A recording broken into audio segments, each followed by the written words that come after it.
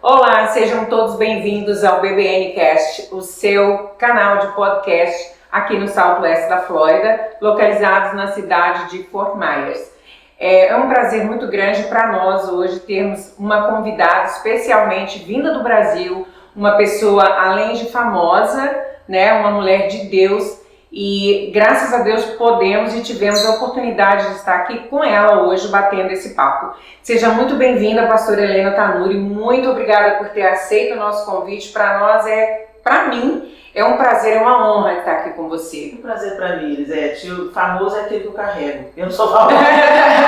Famoso é aquele que me chamou. Né? Engraçado como são os planos de Deus. Eu sigo você no YouTube, estou sempre assistindo os seus vídeos, mas nunca, jamais pela minha cabeça passou a ideia de um dia estar ao seu lado, podendo bater esse papo com você. Realmente é um prazer muito, muito grande para mim. Mais uma vez, muito obrigada a você e seu esposo por ter nos concedido essa honra de estar aqui com você hoje. Não, é nossa. Então, para as pessoas, pessoas que ainda não te conheçam, eu gostaria que você falasse um pouco a sua história, quantos anos você tem de casada, quantos filhos você tem, quem é a Helena Tanuri? Eu sou a filha caçula numa família de 3 irmãos, o Wagner, o Alexandre e eu. A filha do seu Geraldo, da dona Helena, de quem eu herdei o nome e a gargalhada, e outras qualidades que espero ter dado à mamãe. E eu encontrei Jesus aos 11 anos de idade. Até os 11 anos de idade, eu era uma menina com muitos traumas, passei pelo abuso sexual durante alguns anos da minha infância. Eu fui molestada sexualmente por um membro da família, né? E isso causou marcas na minha vida, obviamente. Mas pela misericórdia de Deus, os meus pais tiveram uma experiência de novo nascimento. Eles eram muito católicos e quando eles foram apresentados ao Evangelho, eles falavam assim, mas nós já temos Jesus. As pessoas às vezes acreditam, Elisete, que conhecer a história de Jesus, ou falar o nome de Jesus, ou crer em Jesus, já significa ter um relacionamento com Ele. É exatamente assim que os meus pais se sentiam. Que já tinham um relacionamento com Deus. Mas na verdade, muitas vezes a gente vive na superficialidade da religião, onde as pessoas conhecem os dogmas da religião, mas não crescem num relacionamento com Deus. Quando Jesus veio, Ele veio fazer reconciliação entre Deus e a humanidade. E a reconciliação fala de um relacionamento que tinha sido quebrado e que agora foi realinhado. E para a gente se relacionar, a gente tem que conhecer, a gente tem que conversar, não é assim? E às vezes a gente trata mais Deus como Papai Noel, o gênio da lâmpada, do que como um Deus que criou todas as coisas para quem nós vamos prestar contas. Um Deus poderoso em amor, porque deu seu único filho para promover essa reconciliação, mas um Deus também que é um Deus justo e santo.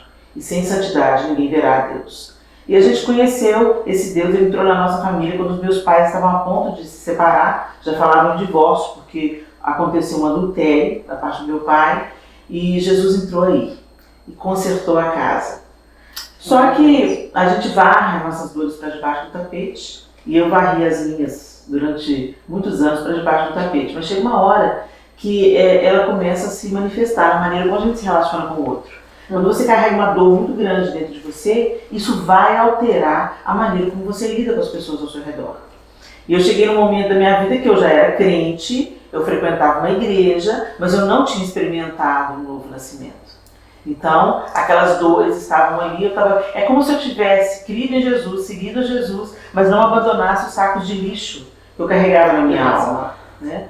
Então eu andava cansada e sobrecarregada. E um dia eu ouvi o convite, vinde a mim, todos vós que estáis cansados e sobrecarregados, e eu vos aliviarei. São palavras do próprio Jesus. Tomai sobre vós o meu jugo, porque o meu fardo é leve. E aprendei de mim, que sou manso e humilde de coração. Então, ele tem esses passos, né? Vinde a mim, deixa comigo o seu cansaço, a sua exaustão, seus problemas de caráter, suas dúvidas, suas dores. Deixa, abandona, né? E toma sobre você o meu jugo, porque o meu fardo é leve. E a gente começa a ver que pesa muito mais o pecado do que a obediência a Deus. A obediência a Deus nem sempre é fácil, mas ceder ao pecado e ser escravo do pecado, certamente, é muito mais pesado, muito mais danoso e mortal, né? E aprendei de mim, que são mansos e humildes. Para a gente aprender de Jesus, a gente tem que andar junto, né? A gente tem que caminhar para conhecer. E aí, nessa jornada, Deus foi me transformando, me curando. Hoje eu sou casada com o João Lúcio há 31 anos. Temos 4 filhos. A Clara, de 27 anos hoje. O Miguel, com 24 anos, casado com a Thaís, minha filha da lei. E o Arthur, de 22, que está se preparando para o casamento no próximo mês de abril. E a minha caçula, Sofia, de 19 anos, são herança do Senhor na minha vida. Eu sou uma mulher comum, como qualquer outra mulher, com suas demandas, dona de casa, palestrante, pastora e filha de Deus. Isso que é mais importante. E o mais importante, é verdade. Como você soube da sua missão em Deus e como as coisas começaram a acontecer? Você se lembra? Quando eu fiz o meu teste vocacional no final do ensino médio, o top 1 deu oratória. E eu fiquei indignada. O que eu vou fazer com isso?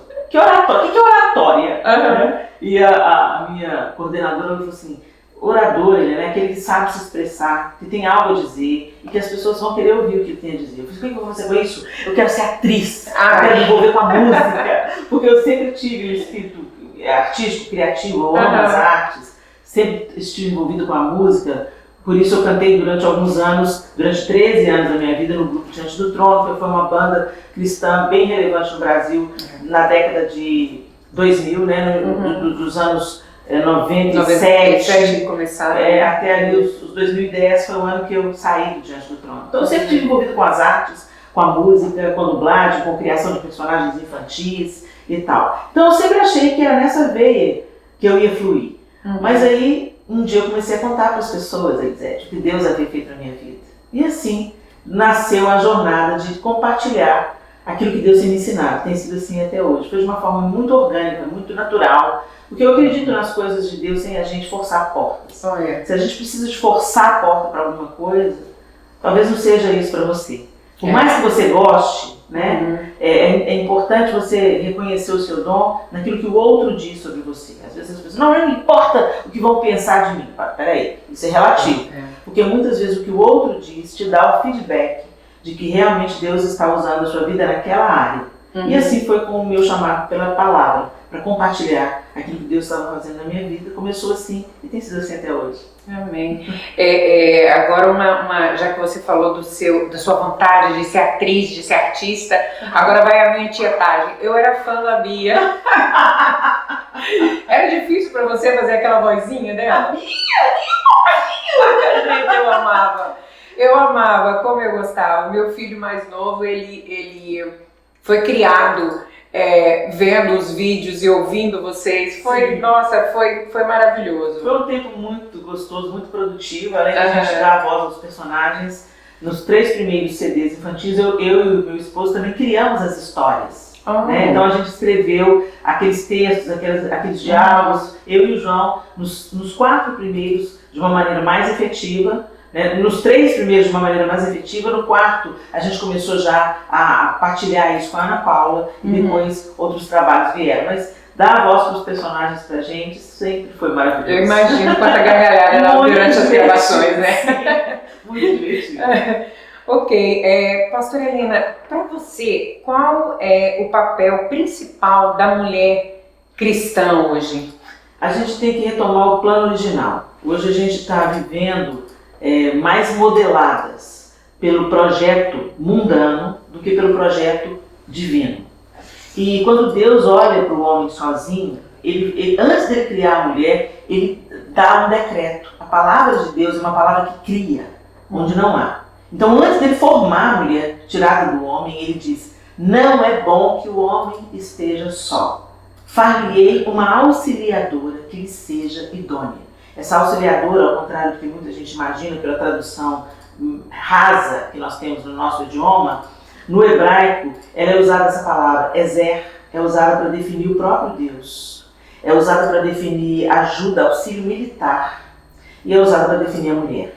Ela é usada para definir a mulher no Antigo Testamento 2 ou 3 vezes, não me lembro bem, para definir o próprio Deus 16 vezes, a mesma palavra. Então esse auxiliar dito por Deus não é de segunda categoria. É aquela que chega para ser a solucionadora de problemas. Aquela que chega para ser abrigo, aquela que chega para ser socorro. Né? Por isso que no Salmo 46 fala auxílio bem presente na hora da angústia, socorro bem presente. E esse é o decreto de Deus para a feminilidade. Que ela seja aquela que reconcilia, aquela que aconselha, aquela que abriga, aquela que acolhe, aquela que cuida e aquela que sugere sugestões, porque a mulher ela é muito esperta, né? Ela tem uma visão muito amplificada das coisas. O homem às vezes é muito direto e a mulher ela percebe as coisas que acontecem ao redor, ou ela consegue prever, antever um perigo muito antes que o homem. Por isso que Deus falou, não é bom que ele esteja só, mas também não é bom que a mulher se sobreponha ao homem. Originalmente a mulher e o homem não foram feitos para concorrer. Isso é uma distorção da carne. Né? E é um para somar ao outro, é uma soma de forças, é como um time. Um time para ganhar, cada um tem a sua qualidade e a gente trabalha junto e não um sabotando o outro ou um tirando o poder do outro, usurpando a posição do outro. Isso tem gerado uma distorção muito grande, não apenas na feminilidade, né? O feminismo hoje mata o feminino. Isso para mim é uma outra forma de feminicídio. Quando o feminino é ridicularizado, quando cuidar de uma família é visto como de segunda categoria, quando uma menina é empoderada e o menino é deixado à margem, quando as mães abrem mão do seu maior poder, que é ensinar a próxima geração de homens a como tratar uma mulher, aí realmente nós estamos em perigo como mulheres. E é tempo da gente voltar para o plano A e acolher o nosso chamado, a nossa vocação, de sermos socorro, de sermos auxílio, de sermos aquelas que trazem solução para o problema e não nos tornarmos parte do problema. Você até já adiantou uma pergunta até que eu ia fazer para você, porque tem muita esposa que tem dificuldade em ser submissa ao marido. Às vezes devido à própria criação que ela teve, ou às vezes pode ser um fruto do mundo que nós estamos vivendo hoje, né? Ou até mesmo de uma incompreensão do que realmente significa a submissão bíblica. Exato. Porque a submissão bíblica não é se colocar no lugar de ser abusada. A submissão bíblica não é um lugar de ser pisada. A submissão bíblica é se colocar no lugar de se deixar ser protegida. Né? E acreditar que um homem é capaz de proteger uma mulher. E muitas, quando escutam eu falando isso, falam que é absurdo. Eu não preciso de proteção, coisa nenhuma. Uma mulher não precisa de proteção. Fale por você, querida. Porque eu gosto muito de ter um marido que me protege, que me cuida, que me honra, né? E que cumpre o papel dele como homem, assumindo suas responsabilidades. As mulheres se tornaram competitivas, as mulheres se tornaram poderosas, sim, mas de um jeito equivocado, distorcido, e elas usurpam a autoridade do marido. Os filhos assistem a isso. Eles veem um pai opaco se tornando cada vez mais omisso. Porque uma coisa que eu aprendi com meu marido é o seguinte: não dá folga para homem não, porque o homem já é folgado de natureza. Então, muito bom. Não tome as responsabilidades que são dos seus maridos, porque senão você vai pagar um preço por isso. Né? E os filhos, eles ficam confusos, inclusive na sua sexualidade. Porque olham para uma mãe super poderosa, para um pai opaco, e eles ficam pensando: quem eu quero ser, mamãe ou papai? Né? Então, essa distorção de valores, essa inversão de papéis e essa disputa por poder dentro dos relacionamentos afetivos de casamento tem tirado a próxima geração do prumo, porque eles estão sem referência. Inclusive, está anotado aqui, seria uma outra pergunta que está aqui para eu te fazer, é exatamente isso. Como a mulher deve agir quando o trabalho dela começa a interferir na educação dos filhos? O que você acha que ela deve fazer? Ela deve, porque a gente vê muito isso, a mãe, ao invés de assumir o trabalho dela de mãe, ela contrata profissionais para fazer isso para ela, para que ela tenha a comodidade de continuar trabalhando. Sim. Né? O que você acha desse tipo de atitude? O que a mulher deve fazer, por exemplo, se isso está atrapalhando na educação dos filhos? A primeira mulher tem que entender que a criação de filhos é algo muito honroso. E a nossa sociedade joga na nossa cara que é uma coisa de segunda categoria. Que uma mulher que não tem uma carreira, que ela não se realiza. Isso é uma mentira. Isso é uma mentira. Porque para o mercado de trabalho nós nos tornamos descartáveis. Mas para os nossos filhos, nós seremos a mãe que eles terão. Ou uma péssima mãe, uma péssima referência, que vai tirar o prumo deles, ou uma excelente mãe. Também, mas eu também sou contra uma mulher se abandonar, entendeu? Então eu acho o seguinte, hoje, graças a Deus, a mulher consegue se planejar, se programar. Eu acho muito válido a mulher ter uma carreira e correr atrás dos seus sonhos, mas tudo tem a sua estação de vida, né? Então hoje uma moça solteira, por exemplo, ela pode com seu parceiro planejar a maternidade de uma maneira que quando o trabalho chegar, o trabalho da maternidade chegar, ela possa se dedicar mais a ele, mas sem sair de cena. Então ela pode trabalhar meio horário, ela pode trabalhar de casa. Hoje, com a pandemia, a gente viu que essa é uma possibilidade crescente, onde as empresas percebem que é bom investir para que o empregado trabalhe de casa. Então ela pode reorganizar a sua agenda, ou mesmo abandonar o seu projeto pessoal por algo muito maior, porque nada compensa, Elisete, nada compensa um filho com sofrimento psicológico, suicida, nada, nenhum salário compensa isso na vida. Então você tem que saber o que é prioridade e a hora de organizar as suas prioridades. Você pode ser dona de casa e mãe, tempo integral, e também se dedicar ao crescimento intelectual. Você pode estudar online, você pode fazer um curso que vai te preparar para voltar para o mercado do trabalho. A tecnologia hoje está favorecendo. Favorecendo. Muito, então, usa isso a favor da maternidade. Né? E abandone o egoísmo. Porque o que está tomando hoje o nosso coração é o egoísmo. As mulheres estão, inclusive, desistindo de serem mães. Elas preferem ter um pet do que ter um bebê. Né? A conta vai chegar, Elisete. A vida dá suas voltas. E todas as vezes que a gente foge do projeto original de Deus para nós, a gente paga um preço por isso. Não vale a pena. Qual o conselho você daria para uma mulher de negócios que ganha mais que o marido, para que ela não caia naquela armadilha de assumir o papel, trocar os papéis, sabe? Ela assumir o papel do marido, deixando de lado o papel da mulher, o papel da esposa, o papel da mãe, né? A gente tem que saber, assim como a gente usa uma roupa adequada para determinada ocasião, né? A gente não vai de terno e gravata para a praia, não é isso? Senão vão achar a gente no mínimo louco, né? Da mesma forma, a gente tem que saber como se comportar frente às áreas da nossa vida. Então eu posso ser uma empresária muito bem sucedida e mandar numa equipe de homens, de 60 homens, comandar com braço de ferro. Mas quando eu entro dentro da minha casa, eu sou a esposa somando ao lado de um homem, cooperando com ele, para que os nossos filhos tenham um crescimento saudável. E para que quando a minha carreira passar, eu continue voltando para casa encontrando o amor da minha vida. Então, a gente tem que ter esse entendimento de como agirmos, como nos vestimos, né? Vamos fazer essa metáfora aí, em determinados ambientes. A hora de ser mãe, ser mãe. A hora de ser uma empresária comandando uma equipe, ser uma empresária comandando uma equipe. E a hora de ser esposa, ser esposa. As mulheres querem se casar, mas não querem ser esposas. Elas querem ter filhos, mas não querem ser mães. E a gente tem que reavaliar isso aí. Porque quando você foge do seu papel, isso gera grande sofrimento. E que não é só sobre você, também vai envolver a próxima geração. É verdade, profundo. Viajei agora nessa sua resposta. Para fechar o nosso bate-papo, eu gostaria de te perguntar qual conselho você daria para os pais que têm um filho afastado dos caminhos do Senhor?